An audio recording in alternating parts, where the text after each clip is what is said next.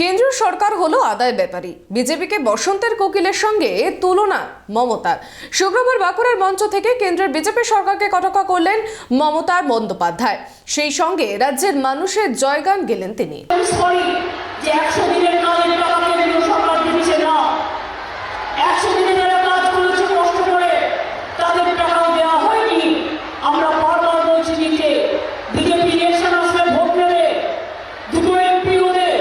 maximum